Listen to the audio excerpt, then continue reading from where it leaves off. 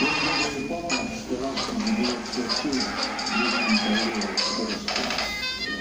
ты хочешь, чтобы он дал тебе денег безвозмездно по глазу поговорить? Мало чего он кредитор не подключается. Как ты смеешь так говорить? Ты поставил под удар всю нашу семью, ты поставил под удар. Выгони меня!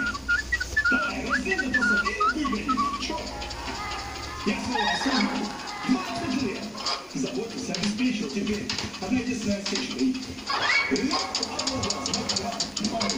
Если не надо, давай без тебя.